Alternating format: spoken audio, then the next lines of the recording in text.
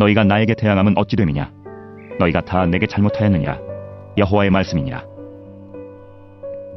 내가 너희 자녀들을 때린 것이 무익함은 그들이 징계를 받아들이지 아니함이라.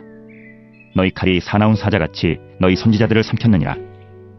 너희 이 세대여 여호와의 말을 들어보라. 내가 이스라엘에게 광야가 되었었느냐? 캄캄한 땅이 되었었느냐? 무슨 이유로 내 백성이 말하기를 우리는 노였으니 다시 죽게로 가지 아니하겠다 하느냐? 처녀가 어찌 그의 패물을 입겠느냐? 신부가 어찌 그의 예복을 입겠느냐? 오직 내 백성은 나를 잊었나니 그 날수는 셀 수 없거늘 내가 어찌 사랑을 얻으려고 내 행위를 아름답게 꾸미느냐? 그러므로 내 행위를 악한 여자들에게까지 가르쳤으며 또 내 옷단에는 죄 없는 가난한 자를 죽인 피가 묻었나니 그들이 담구멍을 뚫었기 때문이 아니라 오직 이 모든 일 때문이니라. 그러나 너는 말하기를 나는 무죄하니 그의 진노가 참으로 내게서 떠났다 하거니와 보라 내 말이 나는 죄를 범하지 아니하였다 하였으므로 내가 너를 심판하리라. 내가 어찌하여 내 길을 바꾸어 부지런히 돌아다니느냐? 내가 아수르로 말미암아 수치를 당함같이 또한 애굽으로 말미암아 수치를 당할 것이라. 내가 두 손으로 내 머리를 싸고 거기서도 나가리니 이는 내가 의지하는 자들을 나 여호와가 버렸으므로 내가 그들로 말미암아 형통하지 못할 것임이라. 할렐루야. 7월 10일 월요일 예레미야 2장 29절로 37절입니다. 앞서 이스라엘의 우상숭배를 신랄하게 고발하신 하나님은 우상숭배 외에 그들이 저지른 죄악 하나하나 열거하며 심판을 선고하십니다. 어제 말씀 속에서는 하나님은 우상에 중독되어 헤어나오지 못하는 이스라엘을 보면서 탄식하시는데 정작 이스라엘은 자신이 얼마나 우상으로부터 부정한지도 깨닫지 못하고 있는 모습을 한번 살펴보았습니다. 지은 죄를 제물로 비누로 씻는다 하더라도 그 죄가 내 앞에 그대로 있다라고 말씀하셨습니다. 이렇게까지 말씀하셨는데도 불구하고 이스라엘 백성들은 하나님의 그 심판의 말씀들을 거절하고 오히려 하나님과 변론하고 다투려고 합니다.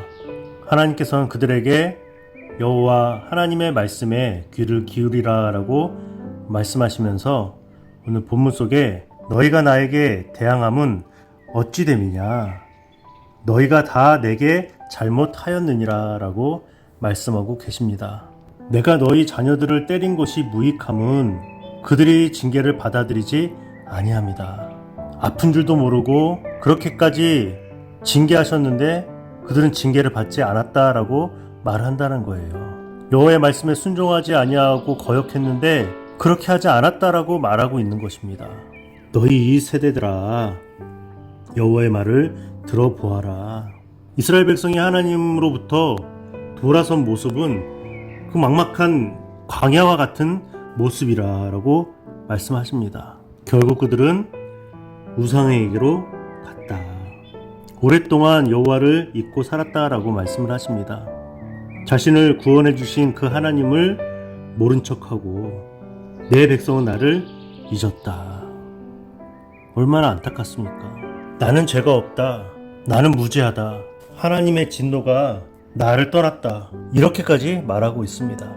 아수르를 통하여서 수치를 당함같이 애굽을 통하여서도 수치를 당할 것이다. 내가 두 손으로 내 머리를 싸고 거기에서도 나가리니. 이 표현은 두 손이 묶인 채 포로로 끌려가는 모습이죠. 내가 의지하는 자들을 나 여호와가 버렸으므로 내가 그들로 말미암아 형통하지 못할 것이다.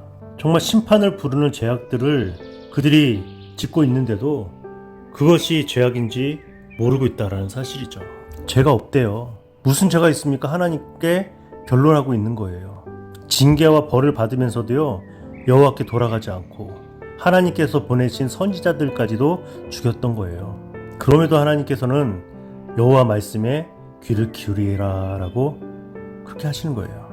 하나님 말씀에 순종하고 정말 그분만을 따랐던 이스라엘 백성들은 하나님을 배신하고 하나님이 아닌 다 바알을 섬겼잖아요. 그것을 하나님께서는 음란한 창녀처럼 이렇게 표현하고 계시고요. 돌아오지 않는 이스라엘 백성들은 스스로가 죄를 짓지 않았다라고 말을 하고요. 결국 아수르와 애굽을 통하여서 부끄러움과 수치를 당하게 될 것이다 라고 말씀하십니다.